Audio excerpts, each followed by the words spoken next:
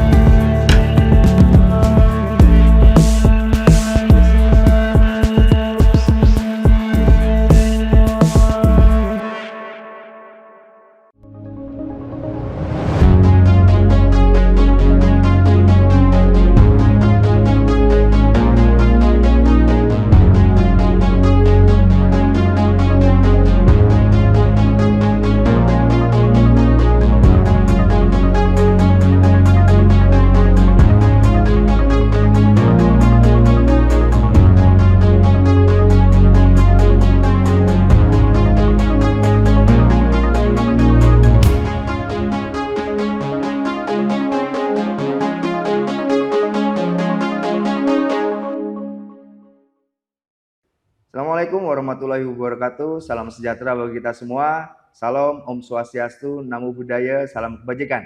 Jumpa lagi bersama saya Randy Nikoramanda, jurnalis Harian Surya dan Tribun Jatim Network di program Mata Lokal Memilih. Saat ini saya sudah berada di kantor KPU Kabupaten Trenggalek dan saat bersama saya sudah ada Ketua KPU Kabupaten Trenggalek, Bapak Gembong Drita Hadi. Untuk tahu lebih lanjut mengenai persiapan KPU Kabupaten Trenggalek menyambut Pilkada Serentak 2024, langsung saja kita sapa beliau. Selamat siang, Pak. Selamat siang. Baik, kabarnya gimana, Pak? Sehat. Baik, alhamdulillah. Pak, kami ingin mendapat cerita apa sih persiapan yang sedang dilaksanakan oleh KPU saat ini? Ya, terima kasih. Baik. Tentunya kami yang pertama adalah persiapan perencanaan ya. Jadi hari ini teman-teman juga di Surabaya itu dengan BPKB menyangkut perencanaan kami termasuk keuangan ya. Karena ini uang rakyat, kami diberi amanah oleh pemerintah Kabupaten Trenggalek, sehingga tidak serta-merta kami ini, Mas, tidak serta-merta kami eksekusi gitu ya. Kami konsultasikan dulu dengan BPKB, mana hal-hal yang mungkin sesuai dengan aturan, yang kurang mana, sehingga hari ini masih dikonsultasikan. Ada pihak Pemkab, kami tidak dari KPU hari ini, jadi pihak Pemkab kami undang, dari KPU iya, karena ada Pemkab yang ngasih uang, kami yang melaksanakan biar semuanya tahu itu menyangkut keuangan itu yang pertama. Nah, selanjutnya juga hari ini ada kemarin itu sudah tes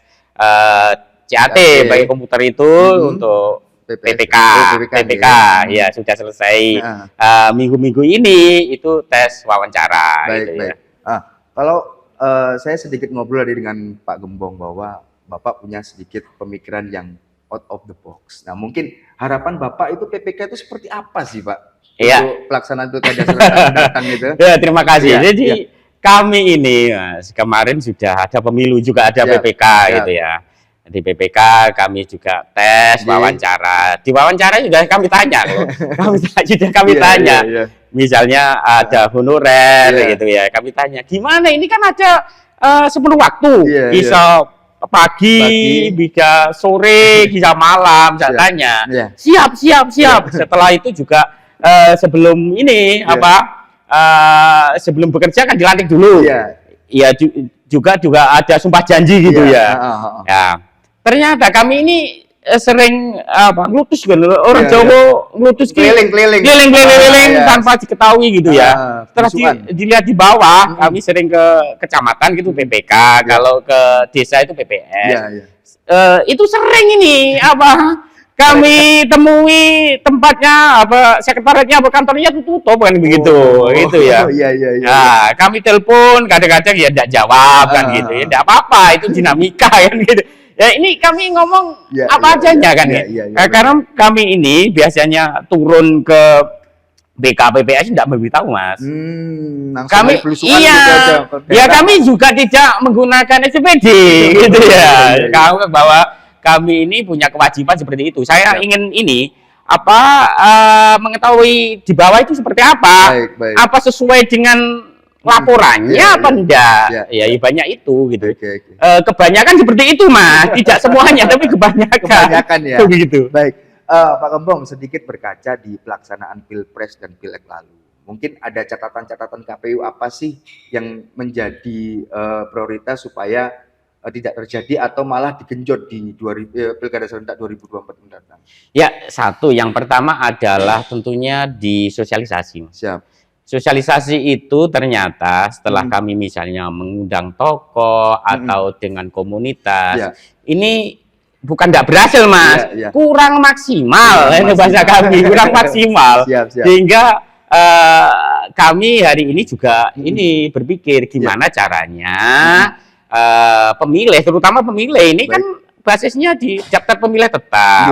Pemilih itu ngeh dengan pemilu atau dengan pilkada itu ya pada prinsipnya ya. Karena sama loh jenengan dengan saya itu sama-sama punya hak. Iya punya hak, ya satu suaranya ya satu. Kalau kan namanya pemilu pilkada, setiap orang punya jabatan, pendidikan tinggi atau pendidikannya sama Mas. Jadi harus tahu di situ. Jadi saya punya pemahaman ini harus setiap orang itu mengerti, bukan tokohnya saja. Nah, terus klasiknya kan di kita itu klasiknya terus begini. Anggarannya ada enggak ya? Begitu pertanyaannya di situ. Ada dorongan supaya hadir ke TPS gitu. Iya, itu. Berarti artinya kesadaran politik masyarakat Kabupaten Trenggalek seperti apa Pak Gembong? Ya kalau saya bukan mengatakan bahwa ini rendah, ini tinggi gitu kan. Karena datang ke TPS itu adalah hak Mas, bukan kewajiban. Jadi kita bisa maksa gitu ya. Jadi biasanya hak itu dijalui kewajiban. Kewajibannya yang kemarin itu punya KTP elektronik, didatangi di rumah, dimasukkan dalam DPT, sudah masuk. Nah, tinggal kuncinya itu meyakinkan bahwa memilih itu adalah sangat berharga, menentukan bangsa ini sebetulnya. Sebetulnya kan di mindset itu. Kadang teman-teman gitu kan. Saya muter-muter di tingkat bawah itu ketemu petani, ketemu ini. Jawabannya gini Mas, aku loh jadi petani, milih sapa sing dadi aku iki lak ra kerja ya panggah ngono kae. Ini mindset ini yang harus di ini. Mungkin ada pemikiran atau pemasukan dari Pak Gembong secara pribadi mewakili satu suara tadi. Pengennya itu ya apa sih supaya maksimal untuk partisipasi pemilih supaya datang semua ke TPS itu seperti apa? Ya gini, jadi atau memaksimalkan PPK atau kayak gimana? Begini ya, jadi di KPU sekali ini dari PPK, PPS itu harus ngehkan dulu gitu ya. Karena apapun terjadi kalau penyelenggaraan tidak ngeh, ini ya jadi masalah juga gitu. Jadi BIMTEK-nya di KPU itu ya harus harus oke juga gitu ya. Diramus dengan rupa sederhana tapi diresap itu yang pertama. Selanjutnya memang di kita itu ada petugas pemutakhiran daftar pemilih gitu ya, rumah ke rumah mendaftar pemilih. Itu seharusnya yang dimaksimalkan. Iya, biarpun jangan hanya mendaftar. Kalau harus mendaftar ini KTP-nya mana? Oke, Mbak, jenengan sudah masuk dalam daftar ini. Selesai. Tapi dia untuk apa daftar pemilih ini? Seharusnya memang ini kalau kami itu dimaksimal di situ, karena dia datang rumah ke rumah, sekalian mendata, sekalian sosialisasi. Jadi sekali dayung 2-3 pulau terlampaui. Gitu, ini penting Mbak, karena gini bla bla bla bla. Tentunya gitu ya, tentunya orang yang menjadi rumah ke rumah, mendaftar pemilih itu ya punya kapasitas loh Mas. Betul. Dan tahu dengan budaya Trenggalek, ngomongnya tidak tinggi-tinggi, tapi ya bahasa Trenggalekan. Pakai bahasa lokal ya. Bahasa lokal. Supaya bisa lebih masuk. Iya, kalau di mbah-mbah di tempat saya kan di Sindongko Mas, di pegunungan.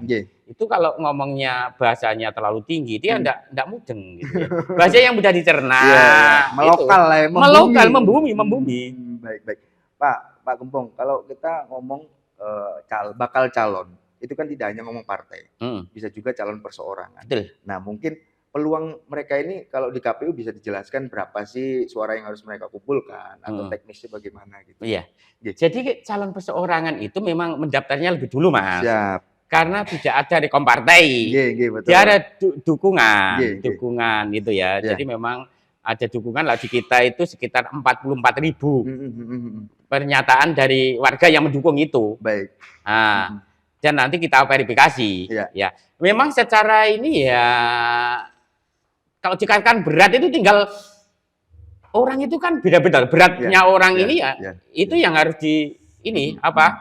yang harus disampaikan juga, disosialisasikan kepada siapa saja yang main calon perseorangan. Jadi memang calon perseorangan itu persyaratannya lebih dulu.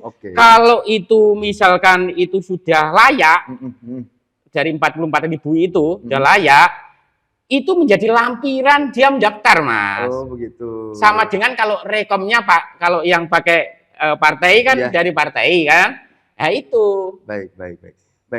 Pak Gembong, ini kan dalam setiap pesta demokrasi yang selalu berulang 5 tahun sekali itu kan kita nggak menutup mata bahwa ada praktek money politik, bahwa itu dugaan itu kan selalu ada. Nah, mungkin trik-trik dari KPU untuk mengantisipasi hal itu seperti apa? Ya, terima kasih. Siap. Jadi namanya dugaan itu patut diduga kan itu. Iya. Kan sementara enggak punya data, enggak punya ini yang jelas kayak. Nah, memang tidak bisa berdiri sendiri, Mas. Kalau namanya money politik atau sogoan atau bisara, atau saku kan gitu ya. Bahasanya macam-macam. Iya, banyak macam-macam ya gitu ya. Jadi kalau KPU sendiri enggak bisa, Mas. Karena itu menyangkut mindset pola pikir seseorang, gitu ya. Ya seharusnya ya banyak hal yang harus didukung dari tokoh, dari ekonomi itu penting loh, Mas. Baik. Jadi kalau orang ngomong, misalnya dikasih bisaroh 100.000, 50.000 gitu. Kalau ekonominya tinggi, kan aku lebih cari uang itu kan mudah. Ngapain saya itu kan gitu. Baik. Ada lagi begini memang, kalau saya tidak dapat. Moro-moro kok iya kayak orang ngerti kan gitu. Kadang aku ora oleh. Kayak orang ngerti gitu. Jadi sebetulnya satu profil itu penting. Harus disampaikan ke sana. Dan ini menyampaikan kepada pemilih ini kan ya perlu harus waktu. Alon-alon perlu perlu pendekatan. Perlu pendekatan. Jadi memang dari KPU ya harus ada itu dari dari masyarakat juga itu, dari pemerintah juga begitu. Jadi banyak dari media jenengan juga begitu. Jadi banyak hal, terutama juga ekonomi ini mempengaruhi. Semakin ekonominya semakin sempit, itu ya akan membudaya juga. Karena itu dianggap bahwa wah dapat duit segini ya 1 hari 2 hari saya biar. Kalau tempat saya ada ngetek, Mas, belijo gitu loh. Beli sayur itu. Nah, itu ya lumayan belijo. Lumayan itu dapat uang gitu, kan begitu. Jadi kan memang motifnya itu banyak.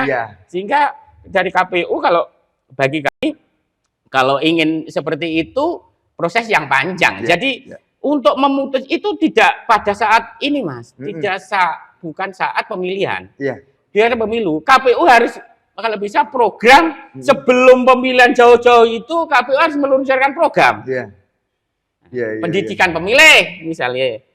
Desa kami itu ada dengan kerjasama dengan Bakas Pemol Tenggalek yang di Janepe KPU ada Desa Peduli Pemilu dan Pemilihan. Ada menyasar banyak desa kan begitu. Dan itu bukan satu-satunya. Jadi jauh sebelum enggak bisa KPU itu sekarang terjadi itu. Jadi setelah pemilu itu harus sudah dijalankan, Mas. Begitu mendekati ada 3 tahun, 4 tahun itu jalan. Jadi harus punya program di luar pada saat pemilu. Buahnya di situ. Saat pemilu. Iya, kalau menanamnya sekarang, masa jenengan menanam benih sekarang terus berbuah cepat gitu ya, nggak bisa. Iya. Mustahil itu. Mustahil. Baik. Baik Pak Gembong, ini sesi terakhir. Saya mohon Pak Gembong untuk memberi himbauan, ajakan atau pemikiran, ada pemikiran-pemikiran yang di luar aturan yang bisa disampaikan di masyarakat kita. Monggo Pak, silakan. Ya, terima kasih. Jadi di pemilu ada pemilihan ini kita sering kita lakukan gitu ya. Tapi banyak orang yang mengatakan bahwa itu adalah ritual yang ini apa setiap itu yang diharapkan kan ini apa nggak ada bisyarah, nggak ada ini. Nah, itu bukan hal yang menurut saya itu ya disalahkan sepenuhnya. Tapi hari ini ya harus berpikir ulang kan gitu ya. Karena calon-calon kita di DPR maupun di pilihan bupati, wakil bupati itu kayak menentu kebijakan di kita, bisa menentukan harga cabai, bisa menentukan harga BBM dan sebagainya. Mau dikaji ulang kan gitu ya. Kalau kita itu masih bisa bukan dibeli istilahnya gitu ya. Masih kurang tulus gitu ya. Jadi kita masih terombang-ambing. Jadi kalau kami sarankan kita ini untuk memilih itu ya jangan tergesa-gesa gitu maksud saya. Dipikir lagi kalau milih ini seperti apa. Karena menentukan bangsa itu sangat menentukan bangsa. Dan banyak orang yang mengatakan bahwa saya itu alergi dengan politik gitu ya. Padahal negara ini lahir karena politik juga kan betul. Gitu ya. Makanya harapan masyarakat memilih itu ya harus dipikir ulang, dilihat calonnya, dilihat visi misinya. Tentunya terutama generasi muda sekarang itu Gen Z itu lebih senang melihat di medsos kan gitu. Medsos itu belum tentu utuh kan begitu Itu harus hati-hati juga dan itu bisa dimanfaatkan. Generasi tua, misalnya enggak tahu, kadang informasinya ya kurang jelas. Ini ya harus ada saluran ini yang dibuat saluran gitu ya, saluran supaya dia tahu. Hingga sedikit demi sedikit di kita itu nanti yang jadi DPR, jadi bupati, presiden itu yang betul-betul ya memang pilihan rakyat dan hasilnya nanti akan akan negara Indonesia ini lebih baik. Mungkin itu yang bisa saya sampaikan Mas. Sekali lagi mohon maaf. Terima kasih Pak Gembong. Baik Tribuners, itu tadi bincang santai saya dengan Ketua KPU Kabupaten Trenggalek Bapak Gembong Drita Hadi. Semoga bisa diambil hikmah dan manfaatnya. Akhirul kalam, saya Randy Niko Ramanda, pamit. Assalamualaikum warahmatullahi wabarakatuh.